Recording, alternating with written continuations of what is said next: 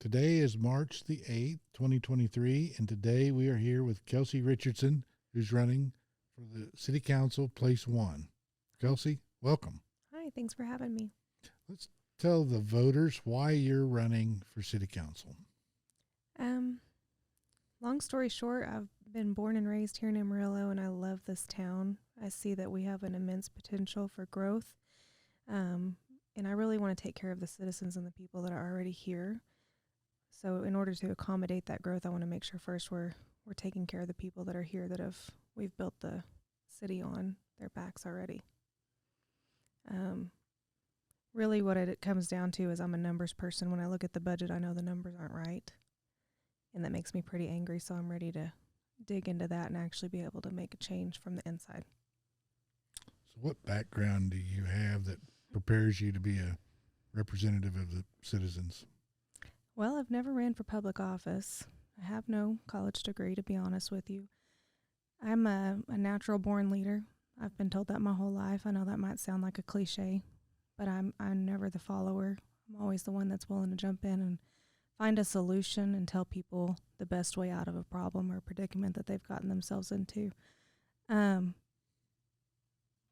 just wanting to be the voice for the people and not for myself, but at the same time, we're going to adhere to the Constitution and we're going to adhere to morality before we make other decisions moving forward. So explain what you mean by that, the Constitution and morality as a city council. Well, let's start kind of in the 1960s. Basically, we took God out of the schools. And we all kind of know from there, society has kind of worsened year after year after year. And as a city, we're catering to the 1 or 2% of people. When I talk about that, I mean like the drag queen shows, the stuff out at Starlight Ranch that's just immoral, in my opinion. That's not representing the overall population of Amarillo. I had a meeting with Jared Miller, and he said about 80 to 85% of Amarilloans identify as a Christian. And so the Constitution, if you look at all the state constitutions that were written, state declarations, whatever you want to call them, and compare it to our Constitution, it was based on the Bible. It was based on the Word of God and what we're told to do in His Word. And so I want to bring that back, but I also want to do it recognizing that there's going to be an uphill battle. We're going to have a lot of people that think that to be a Christian means to be loving and accepting, and really what it is to enforce the Word of God and to stand firm on that. Well, just about everything's been manipulated and twisted and changed. Mm-hmm. The words, they change the meaning, and it's because we let them get by with it. Mm-hmm. You know, if you believe in God, then you have to believe in what He says, but not just believe, but obey. Mm-hmm. You have to be a doer of the Word. A lot of people take that and try to change what it says. Well, most people. We all do it to justify what we want. Mm-hmm. But the city charter rules the city. Yes, sir. So as the council member, you'd have the ability to look at the city charter and to make changes if need be, right? And they need to be. Yes, there needs to be changes. Is there any specific things you can think of that need to be addressed in the city charter? Well, for one thing, I would love to make Amarillo a sanctuary city for the unborn. I know that we have the Heartbeat Act here in Texas already, but as we're well aware, Texas can flip blue at any election, unfortunately, and so I would like to make sure that those babies are protected here in Amarillo in the event that might happen. Another thing I would like to do is really take a look at our budget and make sure we're prioritizing the foundation of our city budget, whether that's infrastructure, public safety, things like that, before we're adding on amenities like bike trails or murals on buildings downtown. So you want to get back to basics, more or less. Focus on what the city government was designed to do. Yes, sir. And reduce those things. Mm-hmm. What do they call those? Vanity projects or something like that? Yeah, that's a good word for it. Well, I don't know that Texas will be turning blue unless we keep our current election system. Mm-hmm.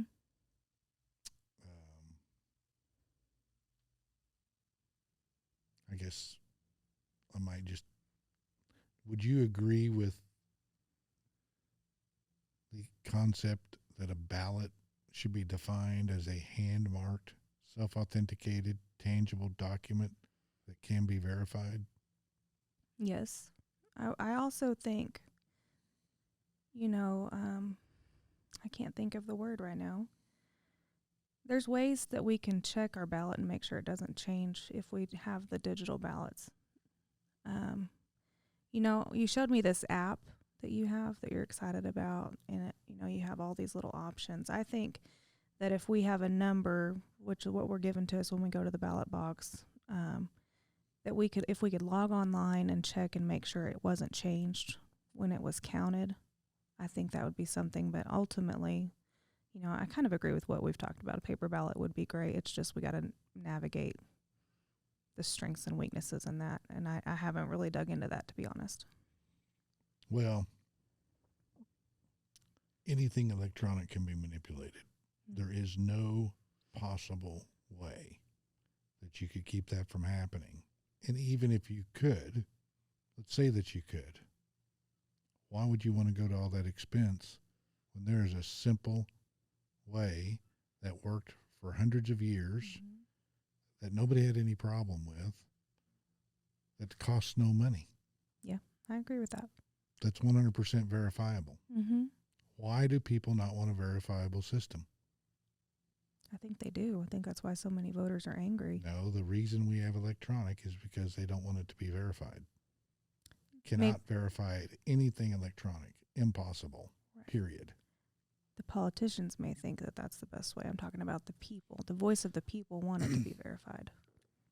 Well, it's money, it's vendors, it's our government. And I think a lot of elected officials are afraid to come out opposed to electronic voting because they think they will be mysteriously, they'll lose the next election. Yeah. And you won't be able to figure out why. I believe that's what they think. Yeah. That's why they won't come out in favor of it. Yeah. Only incumbent politicians are in favor of electronic voting. Mm-hmm. Mm-hmm. Citizens, 82%, as I did a survey here, 62,000 voters, 82% want hand-marked, self-authenticated, tangible ballots that can be verified. Mm-hmm. That's a big percentage. Yes, sir. But why won't our elected officials do it? Couldn't tell you that. That's something we definitely need to address, isn't it? We just want it right. Mm-hmm. To me, your ballot should be secret and your vote should be transparent. Mm-hmm. The count should be transparent. Mm-hmm.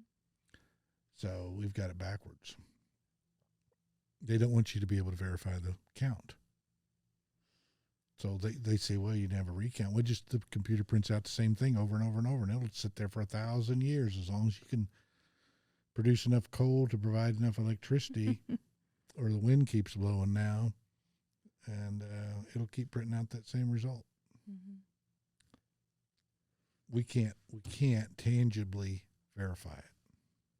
We know how they're doing it, mm-hmm. but it's very difficult to explain. It's very complex. Why do we have a system that's so complex when we don't need it? Because it allows people to cheat, rig the system. Well, because there's money in it, and they don't want people to think. Mm-hmm.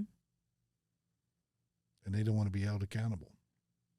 So what I'm trying to get people to do is hold their elected officials accountable. So if you get elected, mm-hmm. we want to hold you accountable and make you do what you agreed to do and what the voters want. Yeah, that's the way it should be. So to me, people who are running want to serve their community mm-hmm. and do what the voters ask them to do to solve problems mm-hmm. and get out of the things that government shouldn't be involved in. Mm-hmm. But What are the four main issues, or three, that you think the voters are most concerned about? Transparency from their government going in and doing things after it's been voted down, so they're just flat out ignoring the voice of the people. I think public safety is a number one key. We need to enforce the stuff that's already in place, the laws that are already in place, restrictions that are already in place. And to do that, we need more police officers. I think we're about 100 short right now here in Amarillo from what we actually need. And I think people have a bad taste in their mouth for the police here in Amarillo. Not everybody, but if you look online, they'll say, well, they didn't even come. I called, my car got broke into. Well, it's not that they don't want to come. They don't have enough police on staff to come to every single call. And they have to prioritize, things for, domestic violence or whatever is going on. So making sure that we are adhering to what the voter wants, making sure that we prioritize public safety. And then I want to make sure that we have the ability to accommodate all this new growth that we have in Amarillo. So we need to make sure we're bulking up our infrastructure, whether that's water, utilities, and things like that. Let's bring in some competition for our utilities, whether that's gas or electric companies, and that'll help lower the cost for what citizens have already. So you mentioned all this new growth. What's happening that's going to grow the city? I just think looking at the demographics from 10 years ago to today, and I can't remember the numbers right now, but I know we've had quite a bit of growth. I went to the city planning meeting yesterday, and they mentioned that they think within the next 30 years we'll have 100,000 more people. I love Amarillo the size it is, so it's hard to wrap my mind around that. I don't want it to be Dallas. I want Amarillo to be Amarillo. I don't want us to be Houston. I don't want any of those things. Well, that's only 3,000 people a year. That may be the case. It's still. So that's what, 1% growth per year? And that's not even compounding. So that's not that significant, I wouldn't think. If you look at us having, what do we have now, 200,000, 210? Within the city limits, I think there's right at 200, according to the census, and whether or not that's accurate, right. I have no idea. Right. You just kind of have to get a feel for it. I'm used to small Amarillo, and I mean, we are growing as far as, new businesses and things that everybody's wanted to be here coming in. We've got a lot of things like that. And I'm not opposed to Amarillo growing. We just need to make sure that we have our bases covered first. I don't want us to have some kind of bottleneck and everything gets stuck and not be able to accommodate the people, whether that's for water or whatever they need. Well, we got plenty of water. But what I see is that the city's not really focused on directing growth by providing utilities. Instead, they're kind of shoving all the growth by default outside the city limits, south, Randall County, east or west to Bushland. But if they would run some utilities, they could kind of direct how that growth goes and get revenue. Mm-hmm. Well, I'm curious as to why they don't want to do that. Is it just too easy to raise taxes rather than earn it with utilities? I don't know. I think it just comes down to poor planning. I was really interested in the meeting yesterday with at the public library talking about Amarillo growing and our plan for the next 10 years. And I like that they're allowing citizens to be involved, if that's really what their goal is. And I think really it's going to boil down to sitting down and mapping out where areas can expand and how we can, make sure all the things and necessities they need are close by, I guess, if that's the way to put it.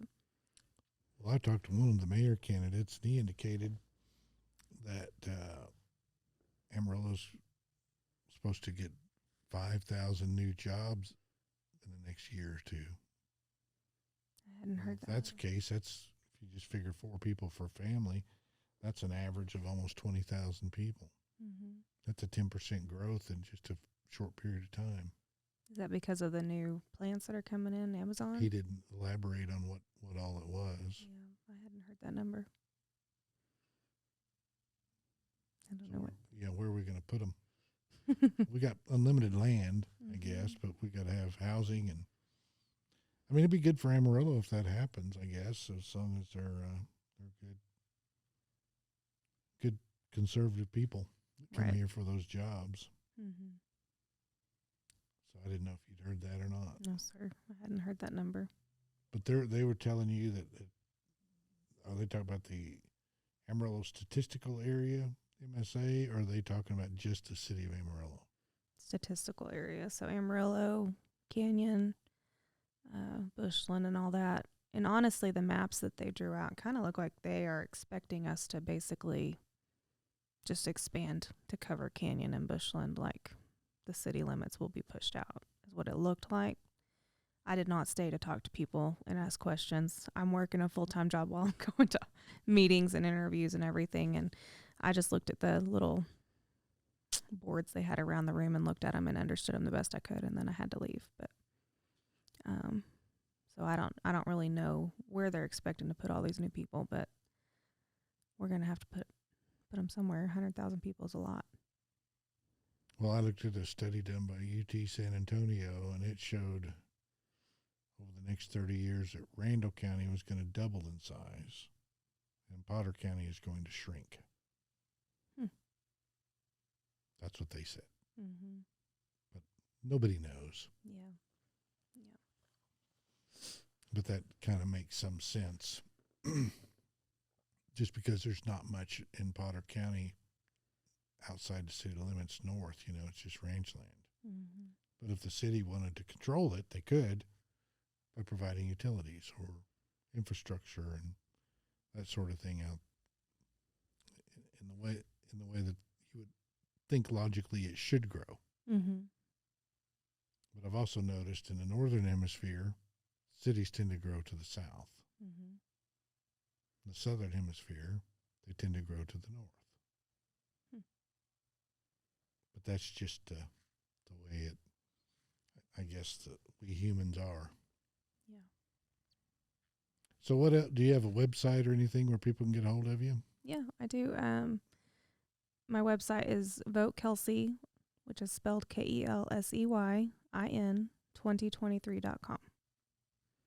And I have a Facebook, which is just Kelsey Richardson for City Council. So what type of work have you done throughout your life to prepare you for all this? Well, I owned my own business for about 8-10 years, somewhere in there. I was a photographer, which a lot of people kind of roll their eyes at. But you have to maintain your books, you have to file taxes, you have to schedule and coordinate with people. You have customer service that you have to take care of, and you have to make sure you're putting out a quality product. That is the same as a lot of businesses that are, people that are self-employed. Right now I work for the Fairley Group. So my job is an analyst. My job all day long is to look at numbers and spreadsheets and do math and find the inconsistencies and find where the math doesn't add up. And I'm able to bring that solution and figure out what we need to do to change it and make the numbers add up like they're supposed to. So you're like a claims analyst, or? I'm a claims analyst, but it's a very high volume of claims. It's insurance, 100%, but there's a lot of stuff that goes into that. It's not just we're going to pay you X amount of dollars and that's it. It's a lot of math. I can imagine. Well, that sounds exciting. Like a fun job. I like my job. I really do. And I work for Alex Fairley, so it's great. Well, that's good. I think most of the citizens of Amarillo appreciate what he did. Mm-hmm. So I guess it's people like you that made him enough money that he could do it, right? He's smart enough to make it on his own. I guarantee you that. But but I do enjoy working for him. That's a great company. Is there anything else you'd like to tell the voters and explain to them why they should vote for you as opposed to any of your opponents? Well, yeah, I want people to know that even though I don't have a college degree and I'm absolutely not a politician, I'm doing this because I want to fight for the voters and the citizens of Amarillo. I want to make sure that their money is spent wisely on their tax dollars. I want to make sure that they're represented in the council chambers, and I want to make sure that they feel represented in their community. So whatever needs that they have, I want to make sure that they're being met in a fiscally responsible way. And I want people to also know that I just have a fighter spirit. So if there's a problem, in your community or in your neighborhood, just know that I'm willing to go to bat for you. That might not be my problem, and I might need to have people explain things to me and show me what's going on to where I can, because I'm not ever going to go into a situation and put my foot in my mouth. I'm going to really understand what I'm doing before I get into it. But I just want people to know that I'm doing this because I love Amarillo and I want to see it thrive. Well, very good. Well, we appreciate you coming by, and good luck Thank on you. the campaign trail. And I'll probably see you at numerous forums that a lot of these groups are going to have between now and Election Day. Yeah, thank you for having me. So appreciate it. Yeah, take care.